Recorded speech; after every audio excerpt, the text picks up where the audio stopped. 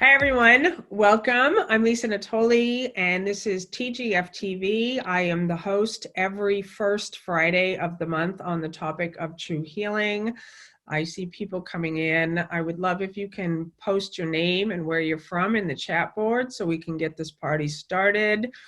And I am so excited for my guests this week. Oh my God.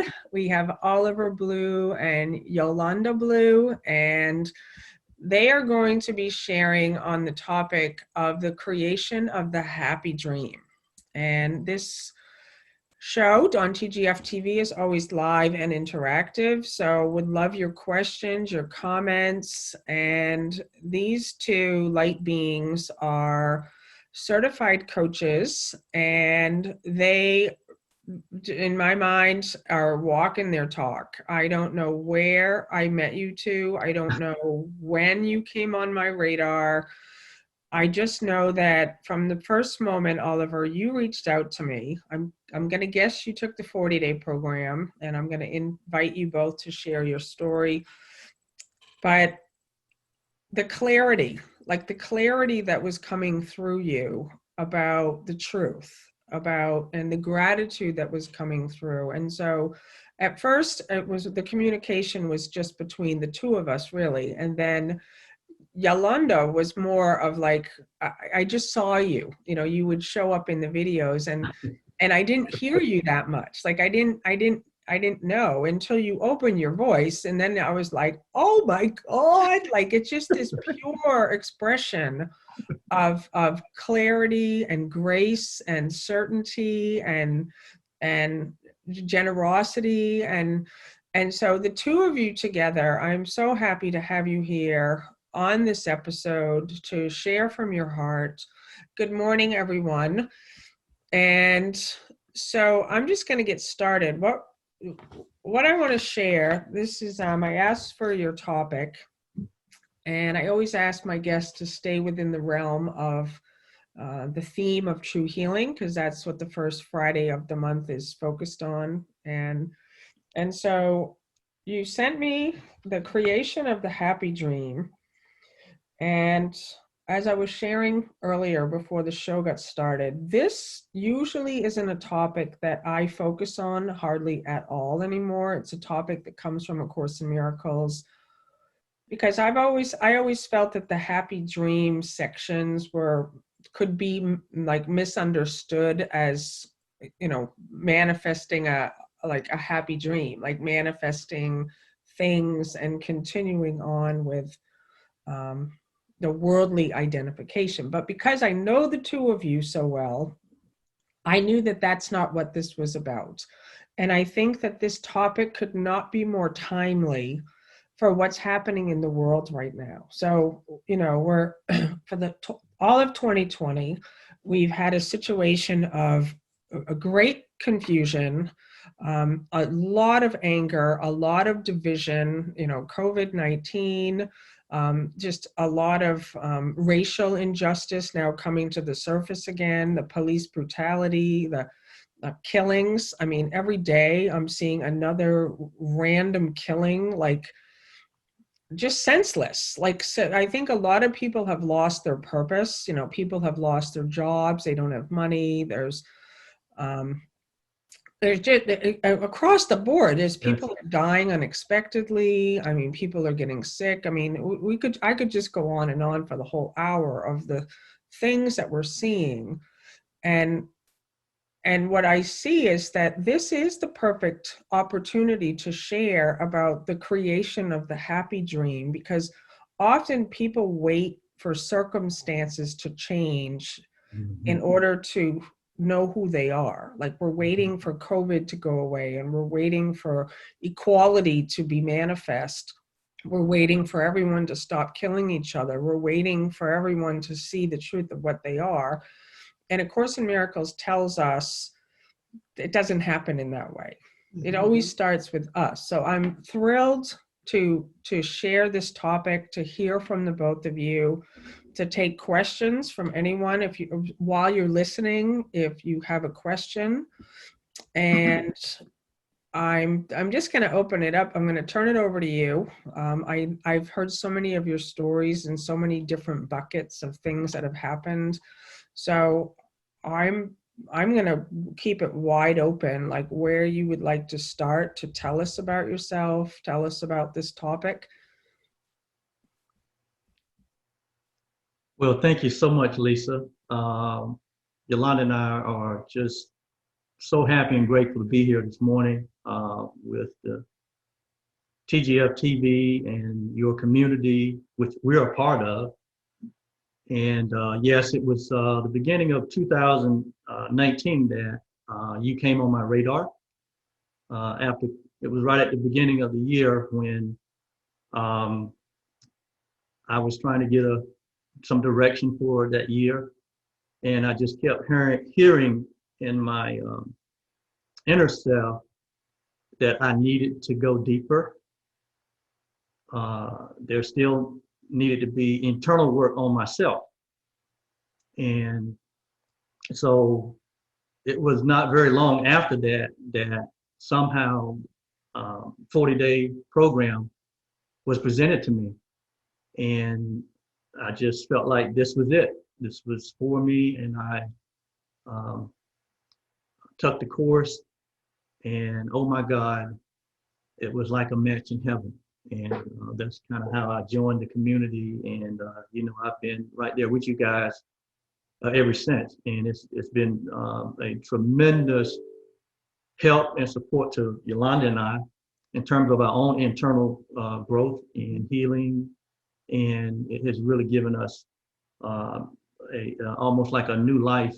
And it's been so exciting with all that we've learned in this almost short period of time, almost 2 years. But we're what you see here and what you hear from us basically comes from a practitioner's point of view. It's just what we've practiced. It's our lifestyle. It's what we live. Yaulanda and I have been on a spiritual journey for about 30 years. In fact, we've been married 30 years. And it was our desire and purpose to know the will of God and do the will of God that actually brought us together. I mean, this was not a relationship born in love. In fact, in the traditional sense, but because now we understand that every act of love or kindness or generosity is a miracle, and it's so funny because the people that were around us were saying this is a miracle, and that was not how we were accustomed to looking at miracles. Our spiritual journeys actually started long before 30 years ago. We've actually been in some sort of spiritual yes. growth, personal development, all of our adult lives. The spiritual part, I grew up in church. He did too. So our spiritual paths actually crossed, right. And we actually met at a traditional church. So, we're both readers, and I'm a huge questioner. I question everything. And my position has always been, even since I was a young girl, was, well, what does it hurt to question? I mean, if everything is as you say it is, then why is there such threat in me asking a question? So I ask a lot of questions, and some questions I was given, some answers I was given, most of them I had to seek out myself. And I actually found that I could find answers in all sorts of places. I used to read the dictionary. That used to be incredibly interesting and exciting for me. People thought that was weird, but I'm a lover of nature. So I'm an observer. So I observe people, places, and things. And part of that came out of our background of, children should be seen and not heard. So you learn to be quiet. But it actually became a good practice to be quiet so that we could then hear. Because one of my questions was, how can we hear God if we're always talking? I mean, we're always, we're always saying something. So how are we going to hear? How are we going to know?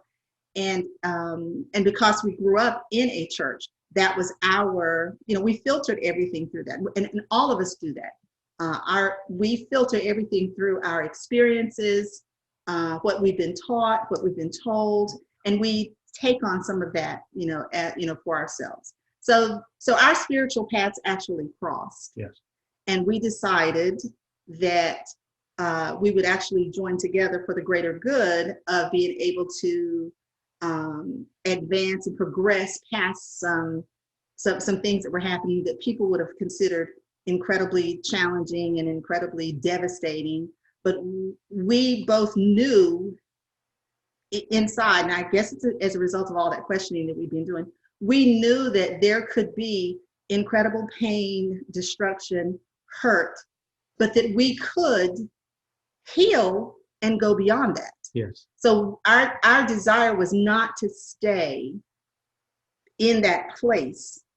We didn't want to memorialize that place. We wanted to move forward, and most importantly, to fulfill the purpose that we were here for. Yes. So it was purpose and for the greater good that we actually started getting together. As far as the 40-day, I actually just supported Oliver in the 40-day. He was going to take the course. He's always taking these different courses, but he gets so excited. So what would happen is I'm listening to after he's, participated live, I go back and I listen to the replay. So I'm doing the work, so I do all this stuff behind the scenes, but I make certain that everything is ready for him and, all this kind of stuff. But he was so excited. So I was doing the 40-day, but then I came along afterwards and actually did my own course. And so we were both in the 40-day at the same time. And it's really funny because what happens is he was not at the same place as far as his perspective was the second time we took the 40-day. So it was like a brand new experience for him all over again. Oh my God, that's awesome. And then Mama Blue took it. And then Mama Blue checked in and other friends and families. So I absolutely love hearing that story. Right when you were talking, Yaulanda, it reminded me, I totally forgot about it, but that's actually how Bill and I came together. Like we were friends and I didn't want to be in a relationship anymore. I'd just come out of a marriage. I was like, oh my God, never again. And Bill and I were just friends, best buddies and always hanging out and always reading the course together. And there's this one day, I don't remember what happened, but we suddenly were like, let's read What is the Real Meaning of Sacrifice in the Teacher's Manual. And we had that same recognition that you just shared about of a shared purpose. Like we somehow, I remember sitting in his bungalow. He lived in this little house and we were having coffee and we were like little kids. If you looked from the outside with a camera, it didn't look like anything was happening. We just were sitting in chairs, reading the Course in Miracles together, but it was like some brand new opening. It was like fireworks. And I remember we were so excited that we went out to this Chinese restaurant to celebrate. We somehow understood like, this is what it's about. It's literally like a joined purpose. And for us, it was like, let's do it together. We both decided we're done with the limitation and with the way we had been living in separation. And then from there, we got married and, but as you just reminded me. And so I'm grateful to hear those stories. And I'd love to ask you if we'll just like jump right in. So this is the creation of the happy dream, and it's how the inner workings of true healing. And I love what you wrote. The definition of true healing is the undoing of the ego thought system of self-consciousness, guilt, and fear, produces an outer experience, what the Course in Miracles describes as the happy dream, that reflects freedom, happiness, and holy relationship. So I'd love if you can share on that, as how the inner workings of true healing produces this outer experience. Yeah, well, it's the Course in Miracles is really parallel with my life, because it was my experience that I was really because of a lack of knowledge, I dealt with a lot of internal fear and guilt and just, dysfunction, all of the things that a lot of us have gone through in our life. That's part of our timeline. And so out of that,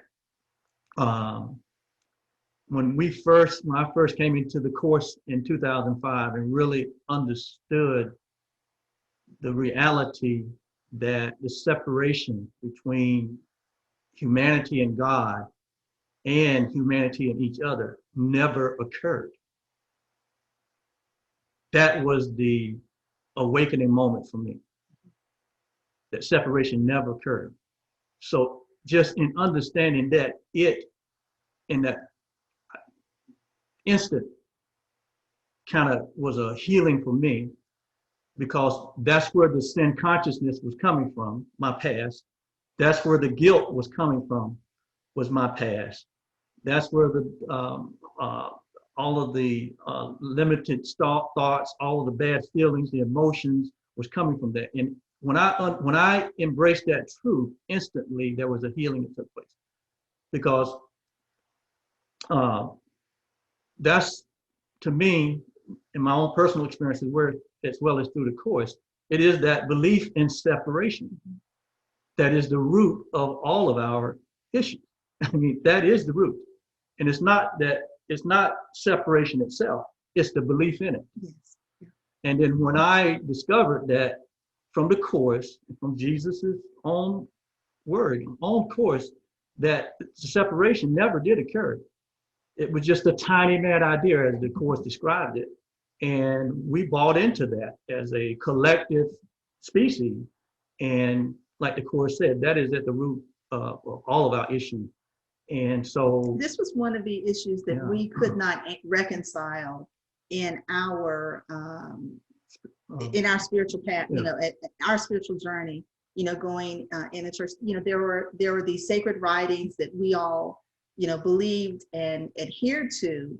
And, when it says that, we and the Father are one, that the creator of all things, that we're one with him, that we're created in his likeness and his image, then we kept saying, well, then if since that's the case, if this is the case, then how is it that over here, I'm a sinner, and I mean, it's just all these negative things. And so here we are, we're working diligently, in this area that we believe in. But we kept saying, my goodness, there's so much about the creator of all things. And what we kept seeing was how much he loved us and how much he, wanted the best for us. And, then as parents, we're thinking, well, goodness gracious, here we are trying to, this is the desire that we have for our children. It's to, and there's a scripture, there's sacred writing that says, I know the thoughts that I have for you, and I know the plans that I have for you. It's good plans, good thoughts to give you an expected end. Well, that was the same thing that we were desiring for our children. For our own children. And so we kept saying, if we desire this for our children, how is it that the creator of all, who, our sacred writing said, we are his children, how could he not want that for us? And so Oliver and I, we were constantly having these conversations, and I kept saying, it can't be him that has the misstep. It has to be us. Yes. And I likened it to, people spell my name a certain way, and then they'll tell me that I'm spelling my name the wrong way. Well, I don't misspell my name. I know how to both spell my name and to say my name. Now, and I say this because I've met a lot of Yolandas, but I've never met a Yolanda who spells their name the way that my mother decided to spell mine. I didn't have anything to do with this, okay? So, but I don't misspell my name. I don't mispronounce my name. I also don't get upset when other people do that because they've never seen this before. So it's okay. So I kept saying, Oliver, it can't be him that has the misstep or the misunderstanding. Right. It has to be us not aligning ourselves with, with that. So when we came to the course, when we found that book, I mean, it's in the preface. We saw in the preface on like that page 10. I mean, it was just like all the answers. I mean, it's just like all the answers were just right there. And one of the things that I loved about it, we talked about this last night, was, it says that the course this is just the beginning. It says, this is not the end, this is just the beginning. Well, that was another thing that appealed to us because, what we had heard was our way was the only way. It was this Or nothing or else. nothing. And I just kept saying, you look at the number of flowers, the number of trees, the number of species of animals and birds and marine life. How could there just be one? And then the other thing that really got me was, if our way is just the only way, then all the other ways wouldn't matter anyway. So it was the whole, nothing real can be threatened, nothing unreal exists. Herein lies the peace of God. And I kept thinking, oh my word, oh my goodness. So it's just, so now we have all these things that we've learned. And now what do we do with that? So we've learned all these things and it's not serving us well. We're not happy. We're not content. It's not just not being happy and content. We are full of fear. I mean, we are terrorized to the point of almost paralysis with, a bunch of stuff that's going on. And in our sacred writings, there's a scripture that talks about that the Creator has given us peace that passes all understanding. So, we were in search for that. What is that? What does that look like? How does this happen? And so we discovered there were some things that we could do along the way that would help us with that. And part of that was our expressions of love. We use forgiveness as an exercise or a practice to help us to get to that too.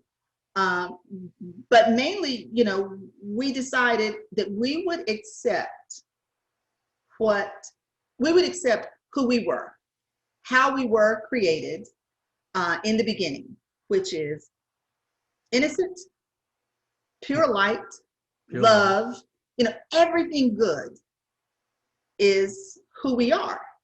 And so if that's the case, then when someone screams a name that's not my name, I don't answer to that. So why am I answering to all these other things that I've been told or, trained or, whatever? Why would I listen to that? So to answer your question, Well, hold on, just hold that thought right there. I don't want to Okay. lose, that was so good. And I want to stick with that. And I want everyone to I was just taking notes. So I just hold that thought all over because I want to just make sure like I get this in. But that's it. And I have to tell you a funny story, Oliver. You don't even know this story, but Yaulanda, I have your name. I've never seen it spelled that way. And you don't have a Facebook group. And I don't know, I can never really easily find how that you spell your name, but I knew it was Y-A something. So I was always like, is it Y-A-U-L-A-N-D-A or is it Y-A-L-A-U-N-D-A or is it Y-A-U-L-A-U-N-D-A? Is it? So I was every time I wanted 20 other iteration. yes, the way the people have spelled it.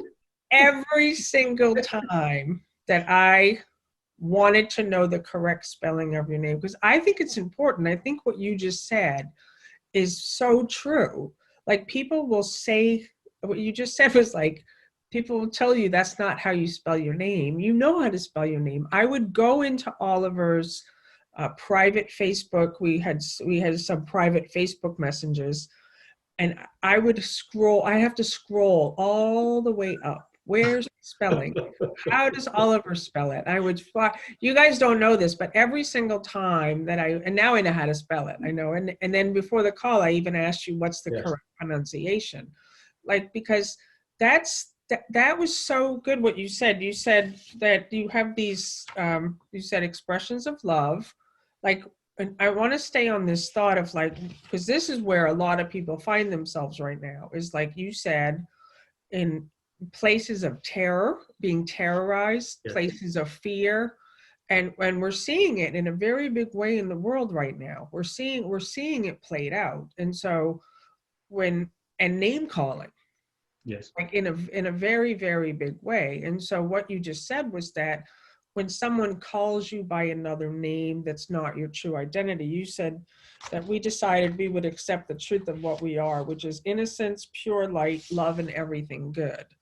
So when any time anyone calls us any other name, you're weak, you're not good enough, you're or any other name, that we don't respond to it. And then what people will say is, but that is your name. You are guilty. You are Right.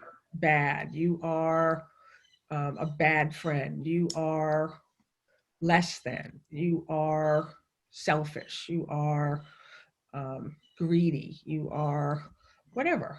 And that was such a good story and example of you don't respond to those other names because that's not your name. Right.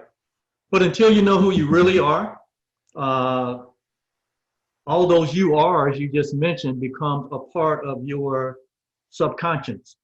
And that's what's really running you in the background. You don't understand why you respond in such a way, but those paradigms are what's really running you when you don't understand who you really are, and the innocence that you are, the love that you are, the light that you are. And that's where we were coming um, from a religious environment that start out from the basis that we're all sinners and we're all separated from God. And then Jesus had to come to save us, save us from a revengeful God.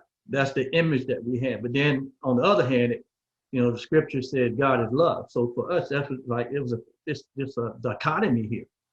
Like, the God that was being described to us, like he had a personality conflict. And well, it's more like he was schizophrenic. Right. And not that there is anything wrong with any of those things, but there were just so many things that were serious contradictions. One of the things that I had a big problem is they said he's a jealous God, but yet the scripture tells us that he says for us not to be jealous. So my issue with that is jealousy is such a human emotion. And such a low vibrational emotion. And why it's like occasionally when I was raising, I resigned from work and I was raising our children. And Oliver called me once and he said, "What's going on?" He said, "Where are you?" I said, "I'm in the closet." He said, "Well," I said, "I'm in timeout." And he said, "Why are you in timeout?" I said, "Because I'm the parent.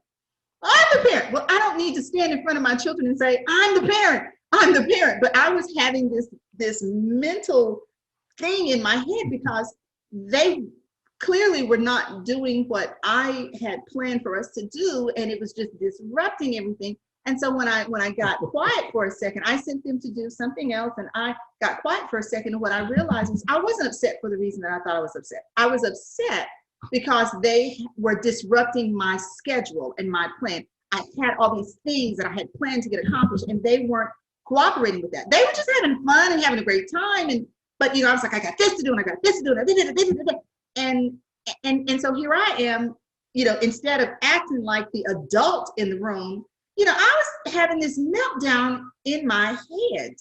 And so, but because I did not want to damage or injure my children, I was like, you know what, you guys do this little exercise for a second, and I'm going to go in here. And he called, and he was like, "Well, why are you in the closet?" I was like, yeah. And he was like, "Yaulanda, you're the parent." I was like, "I know." And he was like, "Well, you're in charge, so go in there and take charge." And I was like, so there are these things, sometimes we have to remind ourselves. And so there are a number of things that we can do that can help us to get back to center. But it's going to hard to be centered when you don't know where center is. Right. you could be way out here spinning around, and thinking that that's normal and that's great and wonderful. Now, if center for you is spinning around, that's great and wonderful. It was not for me. Spinning around was not for me. So, and all of these things come from, he talked about the filters. What happens is we look through, and we're not even consciously aware of this, but we look through these things. And so now everything that you see is like this. And, every now and then you get a glimpse, you get a glimpse, but you don't ever get to see because you don't take those things away. So unless you're aware of that, then what happens is that cycle of, being in fear, feeling guilty, feeling unworthy, feeling undeserving, feeling as though you deserve to be punished, then all of that keeps coming. And then every time it happens, and it's more and more and more, then you just feel like you can't get out from under it. Whereas what sacred scriptures were telling us was that love covers all, that everything is handled in love. And so we kept saying, okay, what does that look like? So that means that when you think you've done, when you think that you've done something that makes you unworthy, undeserving, that you've sinned, you're guilty, you're okay. So what is my response to that? Or even if I do it to myself, what is my response to that? And so there were some principles that were in those sacred scriptures that we were living by. We wholeheartedly embrace the love your neighbor as yourself. And what we realized was we didn't love ourselves, so it was going to be real hard for us to love our neighbors correctly because we were not very loving to ourselves. And because and most of the time we're more hard and less forgiving of ourselves than we are to other people. So we decided that we wanted, our little sanctuary, our home. We used to tell our children, when they started going through that phase of, well, that's not fair. We were like, well, life is not fair. But here in this home, this is going to be a place where it will always be just. You will always receive love. You will always receive mercy. And there is nothing that you can do that will cause us to withhold our love from you. We're not going to do that. We're not going to condemn you. Now, do we agree with everything that our children did? They're adults now. Do we agree with everything that they do? No, we don't. There are some things that I could never even participate in, but I will never withhold my love, which also means withholding my affection. It also means we decided to withhold judgment. Because we don't really know. We don't really know what other people are contending with. And so if I'm standing in line and someone comes around in front of me and, and they start, just railing on people around them and stuff, and even if they say something to me and I haven't said anything or done anything, well, why take that personally? This person already had an issue. I don't want to add to that. I don't want to add to whatever it is that has caused them to go off, because I have a moment. I have a moment. So if you want to jump line and get in front of me, I have a moment. That's okay. Yeah. And I really want to the do unto others as you would have them to do unto you. We live by that principle, because what we understood was we're not just our brother's keeper. We are our brother. We really started researching and studying the I and my Father are one. We really started studying that. And we kept seeing, there's but the one of us. There's the one of us, and we're having all these different expressions, but there is but the one of us. And so this is why it's very important for me to honor the light and the love that's in him, and the light and the love that I see in other people. Yes. Yeah. You both touched on like what I feel is a very important topic, especially in the Course in Miracles community. But you both were just expressing this idea of like to find out who you're not, like to, and then what you are. And I know that was a point of major confusion for myself for many years. So like, I'd love if you can just talk about that, like what was the process that you came to the realization and understanding, like what we're not? Because I think a lot of what happens in A Course in Miracles especially is it's a concept. It's like, I'm not a body. And there's confusion in that. Like, it's like, no, but I am a body. I have one. But then it says I'm not a body. So if you could just like maybe express in your own words, like what the process was for you to, when you came to that realization of like what you're not and what you are, and how you, like you said, like hold that center. Yes.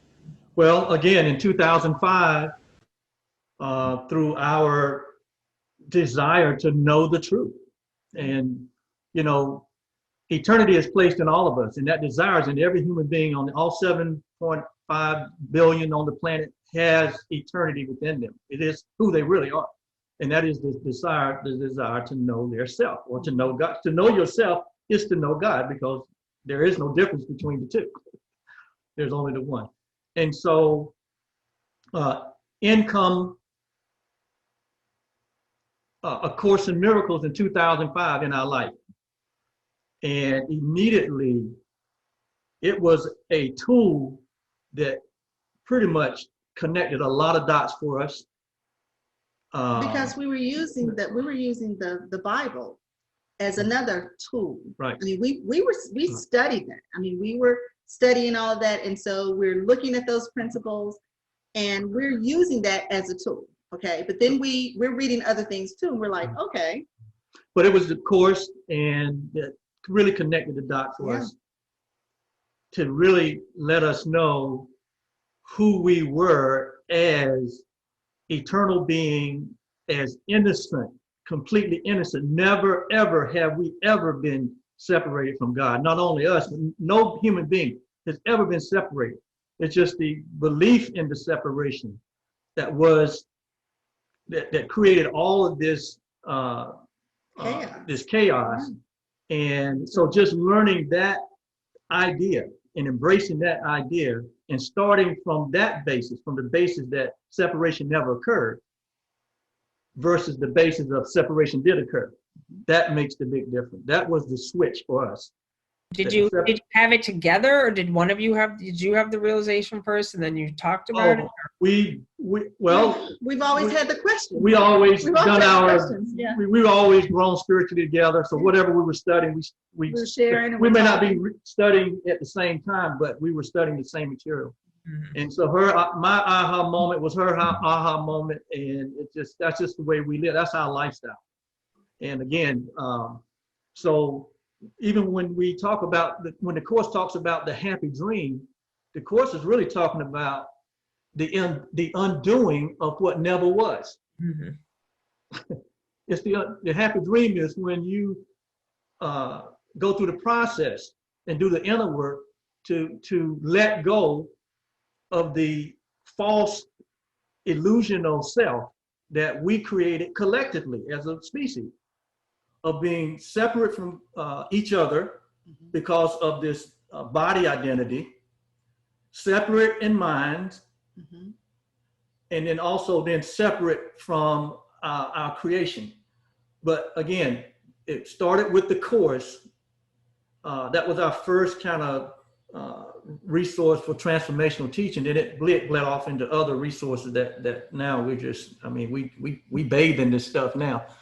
And it was that for me personally, and I'm sure for Yaulanda, that brought us to the awareness. Well, the sacred writings in the scriptures that we study had always said that we were spiritual beings, that we were spirits, that we would live in eternity. So that was a concept that we were not. It wasn't foreign to us. Right. So what we were trying to figure out was, okay, so if we are spirit, then what is all this other stuff that's happening, and why I mean, it was just so much. And so we were like, okay. So there were certain things, there's certain scriptures that just, some really gave you great peace. And then some gave us great trepidation. It's like, oh my goodness, how are we ever going to climb up out of this? But what we kept hearing over and over and over again is God is love. And God loves us. And so I just, started, okay, let me just look for, well, I have a bracelet, I don't have it on, but I have it's an inspiration bracelet that says, look for the blessing in everything. So there were a few scriptures that just really set us off on, really diving into studying some specific things. And one of those things was that, like all things work together for good for those who love the Lord and are called according to his purpose. Okay, so what does that mean? So I'm looking at, people say everything happens for a reason. Well, yeah, and sometimes we're the cause. Most of the time we are the cause of what happened. Yeah, so it's not just that it happened. What we discovered is that, we don't like to accept responsibility for what we've done. We want to put that off on someone else. So you're the reason that I'm upset, you're the reason, and if you hadn't done this, then I wouldn't have. But what actually, it doesn't matter what he does. What I have control over is how I react or respond. That's totally me. That has nothing to do with him. And so when we started practicing, let's accept responsibility, let's accept it all. Let's accept it all. And let's see, because what we were thinking was, okay, if this doesn't work out, we'll do like we tell our children. Okay, you chose this and this didn't work. Well, so now choose again. What lesson did you learn? Learn the lesson, choose again. We make failure such a huge thing, and it's not. Failure is great information, and that's feedback. Great feedback. It's one of the things that we learned in the Dream Builder course that we took and then decided to take on as part of what we would share with people. But there are things that we know that we do and we continue to do, and we know that it doesn't serve us well. We know it doesn't, it's not for our good, and we know that, and yet we will continue to do it. And so for me, that's just mind-boggling. I can't do that. I just can't do that. And so because of that, and knowing that, that there is something better, there's something more. The thing that really helped us a lot was we had a great desire to make certain that we were not wasting our time here. We want to do whatever it is that we've been placed in this realm, to do whatever impartation that we are either to express or experience. We wanted to make certain that we were doing that. And then, it's just like, when we could get out and shop and stuff, there's this great sale that's going on. The first thing you do is you pick up the phone and you call your sisters and your girlfriends. You're like, oh my God, they're having this great sale. Well, then that's what we started doing. We were like, oh my God, this is some great information. We started sharing it with people. And because it's not enough for it just to be good for us. We want it to be good for everyone, for all. Yeah. And I love that you just said that, like that you realize that we don't want to be wasting our time here. And, that's how it's been for me too. Like the 100% responsibility for everything that seems to happen. And, I'd love to hear like what has been your experience in 2020 with everything that's unfolding, like creating a happy dream, even in this place when there's just so much shifting and so much changing. And I also just want to say also to everyone listening that Oliver and Yaulanda Blue are certified coaches. They have an amazing practice in business. The website is trulyob.com, and you can check out their website, and they're going to share a little bit more in a bit about that. And I also want to say, if anybody has a question that you want to have answered by the Blues, you can just post it. If you want to come on video, you can just let me know and we can bring you on. But I'd love for you to share, like, what, because that to me, that's what it is too, is 100% responsibility for everything that seems to be happening in my world that I see with the body's eyes, that I hear. There is no exceptions. And that can be a hard one to swallow at first, because you think, like, how did I cause all Yes. this? How? And I think the how is like a total delay ego tactic, rather than saying, okay, let me just stay open that I did cause it, that it's coming from my own attack thoughts and my belief in separation and my body identification. That's what caused it. And now it requires a complete reversal, that I see myself differently. Yes. So I'd love for you to share, like, how do you create a happy dream in the space of 2020? Yes. Well, you know, the Course in Miracles is very non-specific. However, each one of our individual lives are what? Very specific. We got families, we got relationships. You know, some of us have jobs, careers, we have neighbors, you know. All sorts of interactions. So our lives are very specific. So we view it as a classroom, our classroom, and all of us have our own individual classroom. We chose these relationships. We chose that career. You know, we chose that neighborhood, that home. We chose how we manage our finances. So even though the Course is non-specific, but our lives are specific, and it is in the framework of what goes on within our life, like what's happening in 2020. How does now the reality of us being this super spirit, one with God, how do all these high ideas, how do they help me on a daily basis? Probably it's the question that you're asking. And because believe me, we've had 6 family members to contract COVID. I mean, very close. I'm sorry, what did you just say? You had what? We've had 6 family members to contract COVID. Oh, and okay. go through the process of hospitalization, ventilators. Thank God everyone came through. Everyone is on the other side of that and somewhat back 100%. So we've been, you know, directly affected by all the things that are happening. You know, us being African Americans, of course, you know, we're here in the center of the race issues, the police things that are going on. You got the election that is going on, where you see all of this hate and separation. So, you know, you're saying, well, how do you have happiness on a moment by moment, day by day, week by week, month by month, in the midst of this, being Course students or being spiritual students?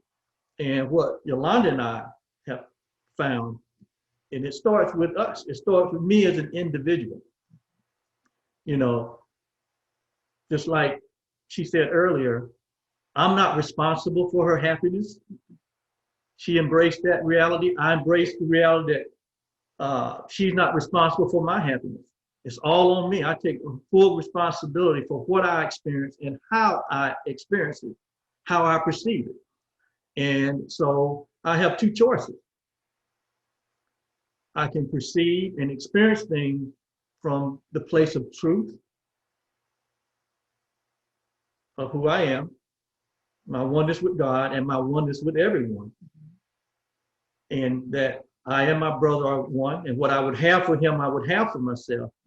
My only other option is to perceive it from a place of separation, where and at that point, I'm participating in the guilt and the sin and the separation and the attacks and the judgments. And then I'm going to experience those emotions, those feelings, those, you know, just like everyone else, you know, just like I've never studied any spirituality. I don't, you know, but it's in those moments that you have to make a decision to remind yourself. You have to remember, like the Course says, Jesus was a man that remembered God, and in so doing, he saw the face of Christ in all people. And that's the simple practice that we use in any situation that we have to pause but remember who we are and remember who our brother is. And in so doing, we don't engage in the acts in the separation activities, because if we do, we'll get just as much of the bad feelings and emotions and the fear that the person that they don't even know who he is. So this is how we do it. You know, it's just a simple practice. My practice is not to study who I'm not. You know, we both graduated from college, and you know, I didn't study what I did not need to know for the test. I didn't do that. I studied what I needed to know for the test. So I don't study what I'm not. We actually we were given that's something that's like free popcorn. You know, they tossed that out. You know, they said it to us, and sometimes they made us repeat it. But that was that before we had a choice as what we could do. Now that we have a choice and what we can do, I decide. You know, first, now I understand, I decide what's good and bad. That's my decision. So if I say that it's bad, then guess what? It's bad. It's going to be bad. And more importantly, you know, I'm the authority in this world. This is, you know, I'm the authority in this world. So I don't practice studying what I'm not. I don't practice to undo. What I do is. Can you just give me an example, because that's an important one. Like, can you give a concrete example of I don't talk about what I'm not? Okay, so for instance,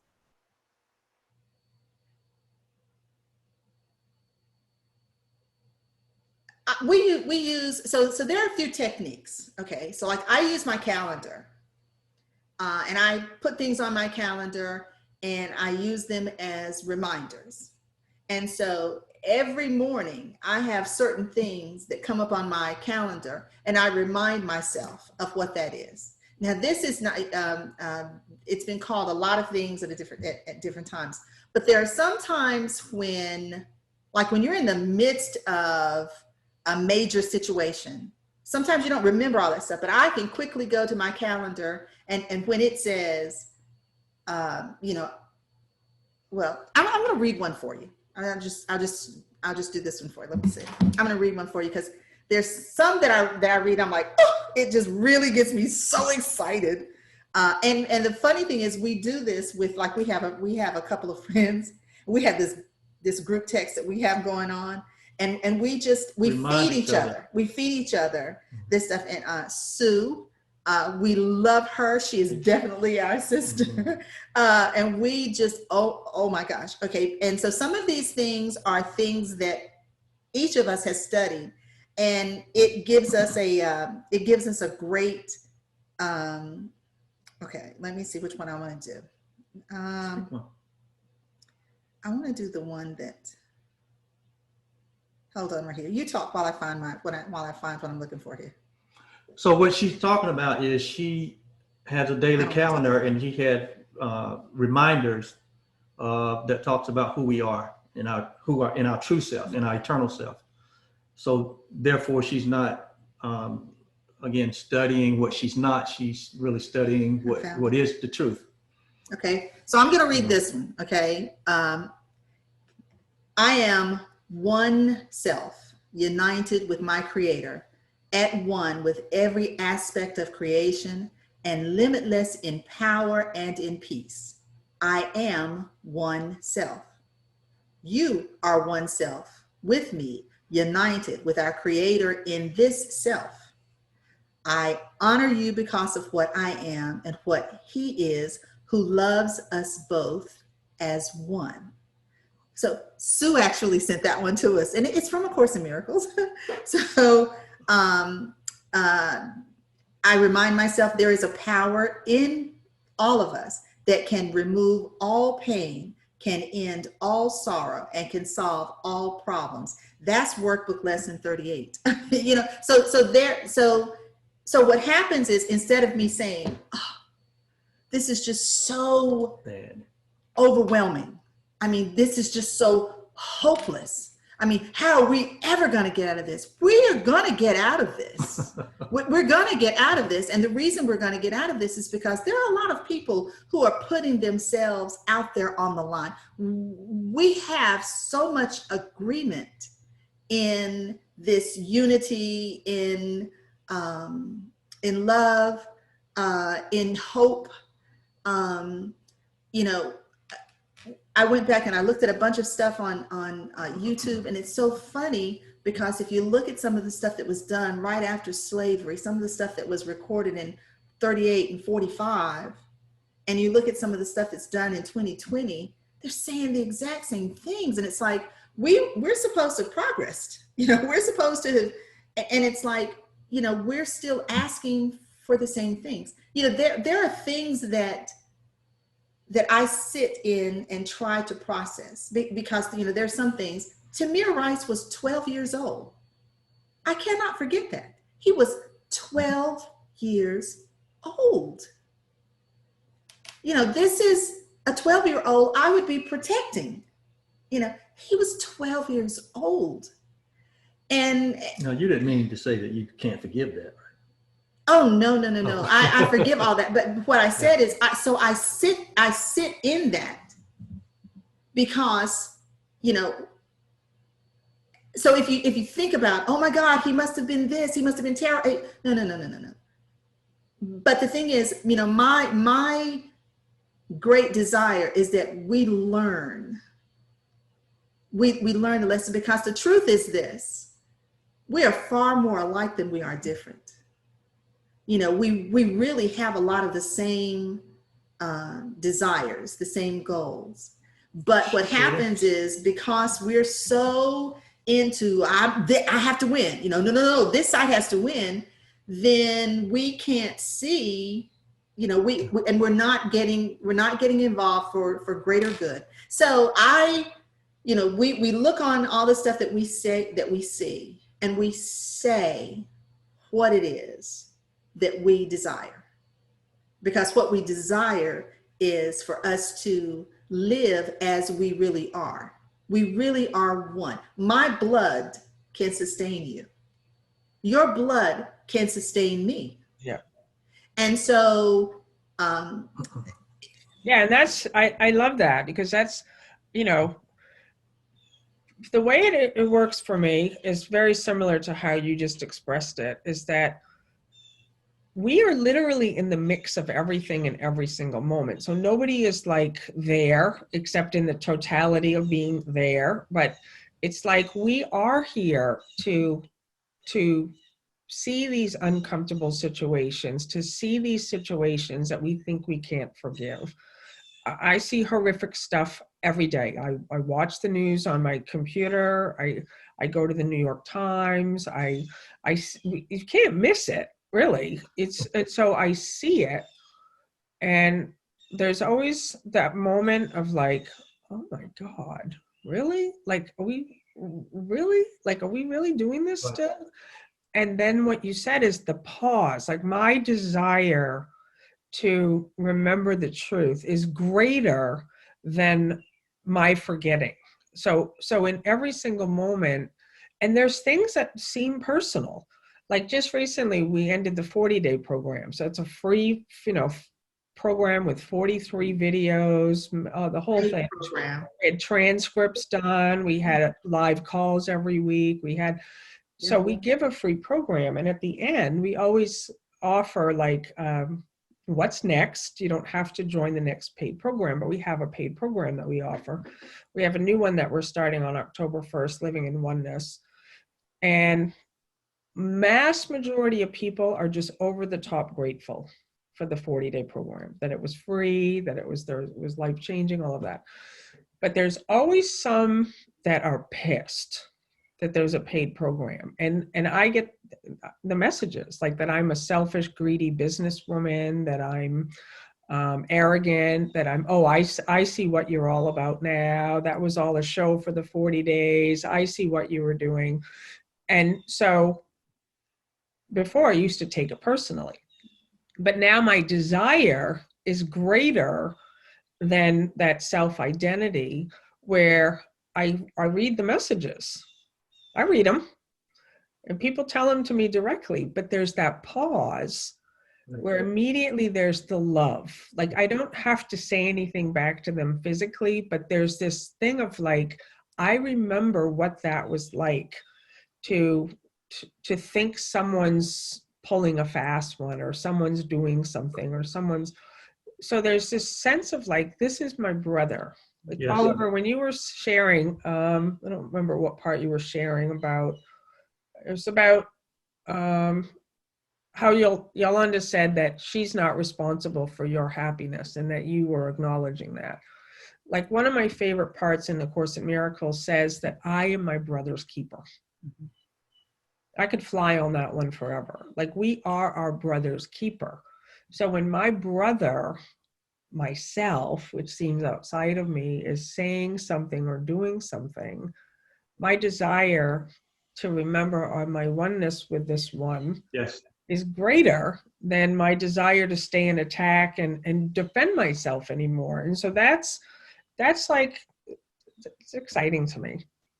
I want to stay mindful of the time, and I don't want to lose you having an opportunity to share about your coaching. So I'd love for you to share just how you work with people. I know that you said this great thing. There was a message on the board also from Ingrid, and you were also sharing earlier, because you have children, like how, I would love to hear how you take it to your children. And that's something you talked about, of how creating the happy dream plays out in coach-client, teacher-student, or parent-child relationships. So I want to make sure that you have a chance to tell us about your work, your practice, and how that coaching client, parent-child relationship works. yeah. Well, thank you, Lisa. Well, yeah. Again, our coaching business is born out of our own experience.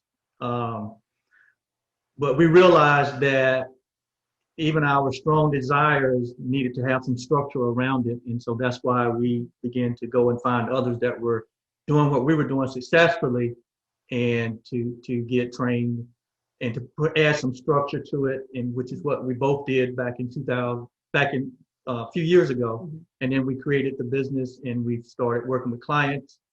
But basically, our approach to coaching, first of all, we deal with the core areas of everybody's life that everybody deals with, relationships. If you're living, you're in relationships, whether you like them or not.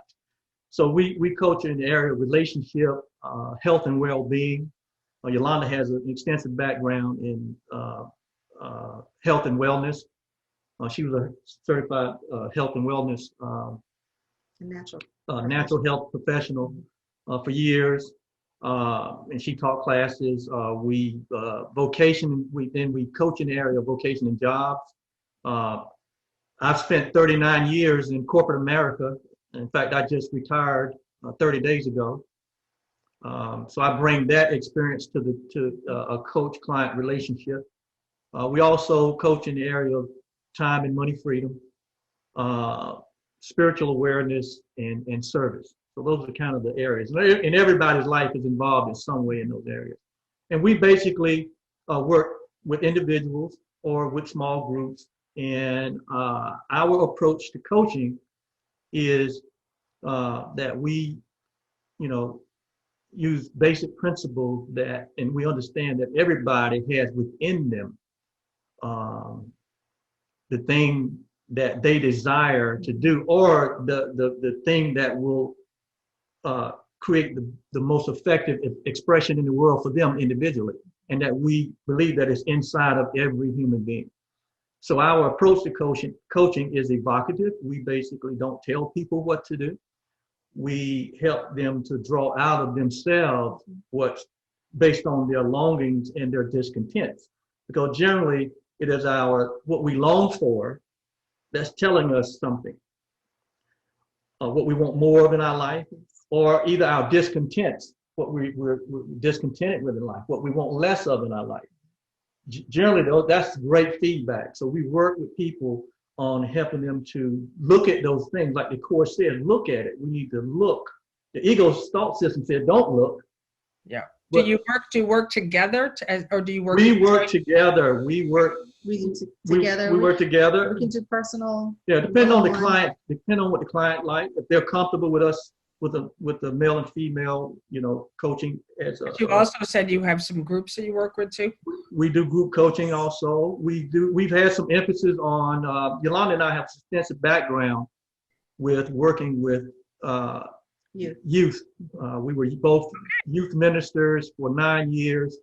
She ran the nursery in a ministry for about 7-8 years, and plus we raised 3 kids. Our children we have two young men and a daughter, and they're now in their early 30s, late 20s, and so we've been through the whole experience of raising children. But we spent a lot of time back being ministers and mentors for youth. So we've actually have done some group coaching with middle school boys as a group, and taking them through a 7-week. We have a 12-week program, but we condensed it down for them for 6 or 7 weeks. It was 7 weeks. 7 weeks, and we just, no one is too young to dream, or no one is too young to have desires. We all have desires. And no one is too old. And no one is too old to dream. To dream or to have desires. And generally that is God speaking to us, or our inner self trying to bring us into the awareness of what it wants to express in the world that we can only express as an individual self.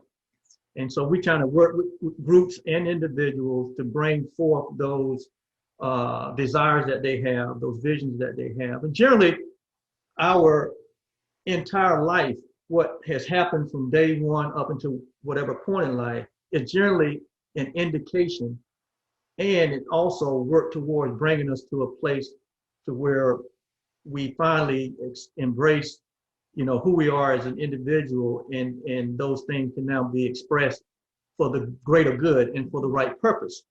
So we help people to our main focus is to help people to understand that the ability for them to do what they want to do and be what they want to be is actually already inside of them. It's just the listening to the you aren't, you can't, you haven't, you won't. It's the conditioned, the conditioning where circumstances and situations dictate what we can and cannot do, as opposed to us making the decision and choosing, that which is best for us. And so a lot of what we do is to help people to give voice to what it is that their desires are. A lot of people, when we ask people, if you could do whatever it is that you wanted to do, and if there were no, situations, if there were no limiting anything, what would be? A lot of people can't tell you that because they've never even thought about it. I would love everyone on the board who's watching to answer that question. Like, that's a good one, because see, I feel in just all of my travels and meeting people, and especially this year, that's the biggest one, is like people think I can't, I'm powerless, I'm weak. The situation determines what happens. And so to me, like any spiritual path, and of course this miracles especially, is taking our power back. Yes. Yes. Recognizing, like, no matter what happens, no matter what. And I always like to find the extreme examples, right? Nelson Mandela, he's one of my favorite. Yes. Oh my gosh. Like, he was in jail for like 37 years for nothing, like for his skin color. And so I think a lot of people think, well, I want it now. No, he spent 37 years in prison in horrific conditions, and he took his power back. He used the time in prison to read and learn, and became the president of South Africa. Like, that's where we can start to really see, like, we don't need to like know the bigger picture, but in whatever horrific situation we seem to find ourselves, whatever it is, that's the point of place of power. It's like, all right, I'm not going to be a victim here. Yeah. I also want to say too, just for everyone watching and listening, the Blues, I'm so excited, are presenters in the upcoming Pure Presence Summit on September 18th, 19th, and 20th. and it's totally free for the 48 hours during the live sessions. And I posted the link, and actually that's not the right link. Hold on a second. I wanted to post your link. I just posted to the, this link here is the link you want to use, everyone. This is the Blues Pass. I want you to click this link, please, so that they get the credit. And I think, if I recall, your session is on Saturday night. I think Sunday Sunday night. It's, Sunday at 7:15. is the general It's session. the general session. And then okay, there we go. This is the link. Yeah, the general session starts at 7:15, 15. and And then then our session is at 8. 8:15. 8:15 to 9:30. So there's the link, everyone, trulyob.cartra. Just click that link. You can click it now, and you can sign up for a free pass for the Pure Presence Summit. If you decide you want to go for the all access pass and get all the recordings and tons of free gifts, I'm offering as my free gift a almost all day healing online interactive workshop the next Saturday. So I think it's September 26th. It's 10 a.m. to 3 p.m. on, let's see here. There'll be 1 hour for lunch, but anyone who gets there on the 26th, September 26th. So if you click that link, you'll get your free pass. You'll see a little pop-up or something for $67 if you want to get the recordings, and then you'll get access to that. But most of the presenters are offering some free gifts that are amazing. Yes. So I'm just so grateful. Let's see what we got here. So the question was, if you could do anything, what would you do? Are you looking at the comments? Oh, do we have the comments? Let's get them on. I want to run. Aaron says, I want to run, jump, play, dance, move, garden, clean with no concerns about my body. Dale Ann says, anything but gratitude for the 40-day keeps us from receiving its gifts. Thank you, Dale Ann. That's true. I love Nelson Mandela. Me too. I want to be happy and grateful child of God at all times. And I want to share this knowledge with everyone. That's awesome, Diane. And Tambra, get the full pass. $67. You won't be sorry. Yes. Let's see. Aaron, the link is, I'll post it again. It's right there. Down at the bottom. I see it's being posted. Mm-hmm. Eve says, I want to be a coach one-on-one. That's awesome. Like, yes. Contact the Blues then. Yes. Because like, to me, this is the place that I really feel like we become so connected, where we're like, I really want to help others. I want to be a light in this world. I don't just want to go all ethereal and go, there is no world and there's nothing to do and I need do nothing. It's like we're coming into our full power to allow ourselves to help others who are still trapped in separation and suffering, to, like A Course in Miracles says, to bring the word of God, which is the truth, to still deluded minds, to those who still believe they're in a body, to those who still believe in the external situation.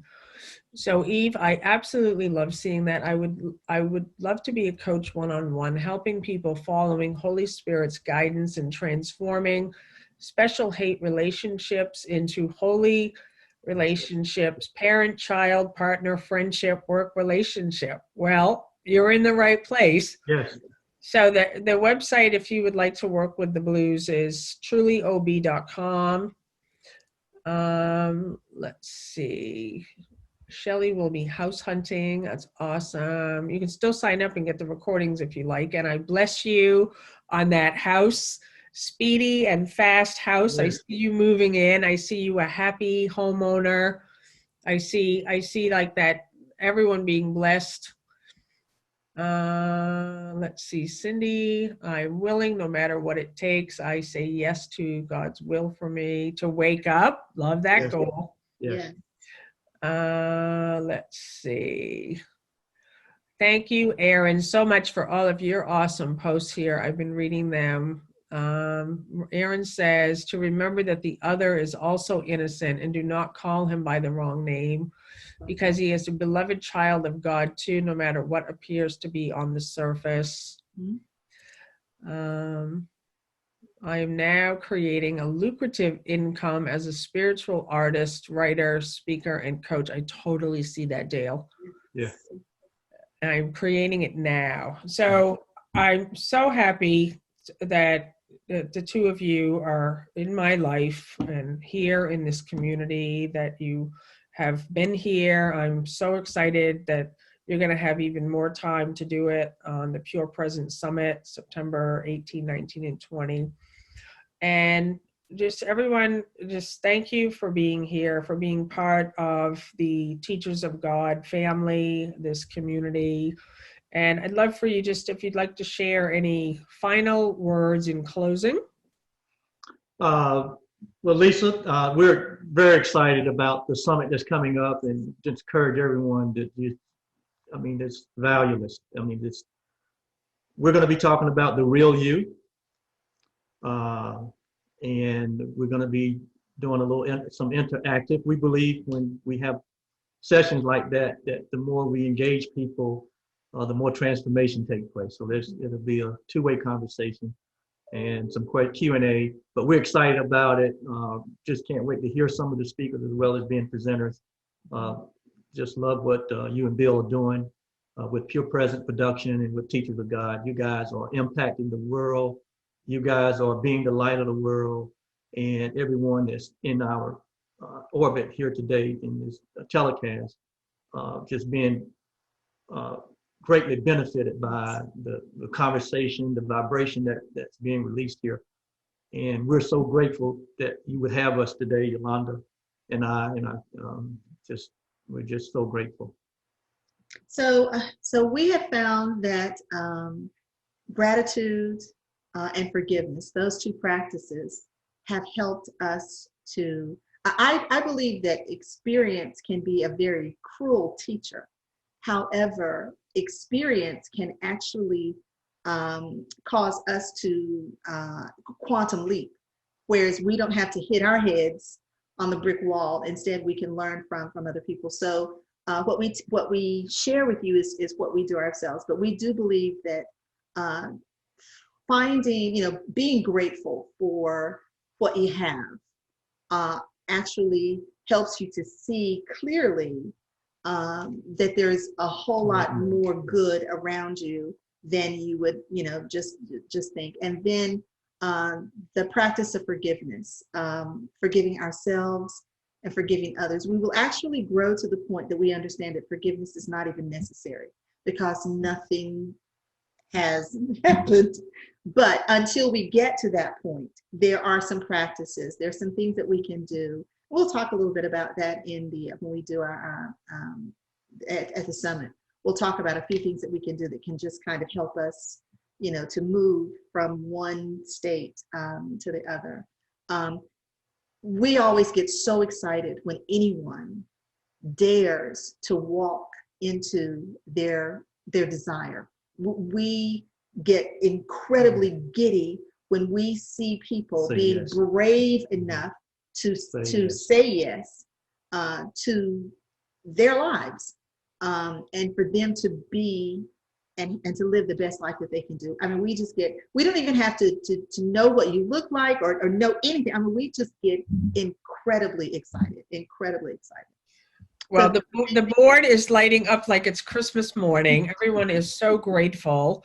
And I really just want to say one more time to please everyone be there for the, just looking at the date here. It would be September 19th. It's an evening, Saturday evening, and an interactive live call with these two. And just to carry on this conversation, like to have access directly to just live coaching, live inspiration, live encouragement. And like Oliver, what you just said is so true. It's the engaging with each other. like in the joining with each other. And, you know, music to my ears, Yaulanda, what you just said, like quantum leap, and you don't even need forgiveness at this point. But Yeah. up until then, Yes, it's the most powerful tool. it is. So I just want to thank you both for the work you're doing in the world, for the way you're showing up. You bless me so much, and you bless the Teachers of God Foundation. And thank you everyone for being here. And next week, every Friday morning at 10:30 a.m. Next Friday is Kelly Russell. The following one is Irene Tompkinson. She'll be with Maureen Lynch Yarbrough, who is like off the flippin' charts, amazing. And then Bill Free is always the last Friday with Non-Duality with Jenny Beal. So thank you, everyone. I love you all. I bless you all. Happy 2020. Yes. It's the best year ever. It's Yes. a total pure presence and transformation. Yes. Bye-bye. Bye-bye. Love you.